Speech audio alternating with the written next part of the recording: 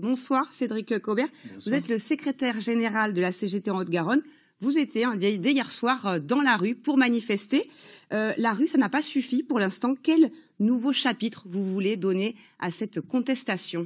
Le message qu'a fait passer le gouvernement est clair. C'est-à-dire que les actions menées jusqu'à aujourd'hui, le rapport de force n'est pas suffisant. Donc pour les salariés, c'est évident, il y a besoin de monter encore le rapport de force, parce que vous avez bien compris que ce projet de loi, absolument personne, de la jeunesse jusqu'aux retraités, personne n'en veut. Alors, il y a eu au total 8 journées de grève nationale avec un certain essoufflement, on peut dire, lors des derniers mouvements. Une 9e journée est prévue la semaine prochaine. Est-ce que vous pensez pouvoir l'accentuer, cette mobilisation, et est-ce que les Français en ont les moyens financiers? Alors nous, on n'a pas vu d'essoufflement, bien au contraire. On a vu un mouvement avec plusieurs types d'actions différentes. Cette action accentuée, bien entendu, on va l'accentuer. Vous voyez que l'unité syndicale est là, elle est complète, elle est très solide. Les salariés et la population en général rejettent le projet de loi. Donc maintenant, il n'y a qu'à pousser pour finir le travail qui est commencé, c'est-à-dire rejeter le projet de loi. Mais après, une fois qu'on l'aura rejeté, il va falloir encore travailler sur les choses un peu sérieuses, puisque nous, les retraites, c'est pas à 64 ans, c'est même pas à 62 ans, c'est à 60 qu'on veut revenir.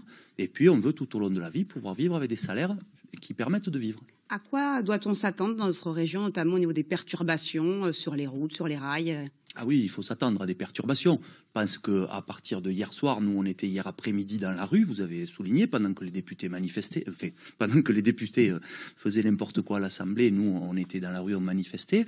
Et ce qui se disait hier au moment de l'apparition du 49.3, hier soir sur les rassemblements, aujourd'hui dans les syndicats, les salariés interpellent leurs syndicats pour dire il ne faut pas lâcher, il faut continuer, il faut durcir. Donc dès la semaine prochaine, nous aurons des actions très dures vers les lieux de travail, parce que nous voulons toucher les vrais responsables. C'est le MEDEF qui est derrière le projet de loi, derrière la loi, donc c'est au MEDEF qu'on va s'en prendre. Des actions notamment sont prévues dans les lycées avec les épreuves du bac anticipées. Est-ce que c'est une bonne méthode de prendre en otage, si je peux dire, les lycéens? Je ne sais pas, il faut leur demander, mais je pense qu'ils seront assez d'accord, parce que globalement, y compris les jeunes, rejettent absolument ce projet de loi. Ils sont très préoccupés par ce qui se passe. Et mardi, nous avons une action de déploiement sur la zone aéronautique à Toulouse. Jeudi, on a une journée nationale interprofessionnelle de grève et de manifestation qui est prévue, et on appelle les salariés à se mettre en grève massivement, à se saisir de leur outil de travail, à faire tous les blocages qu'ils peuvent. Il y a des syndicats pour organiser ça, et à descendre massivement dans la rue lorsqu'il y en a besoin.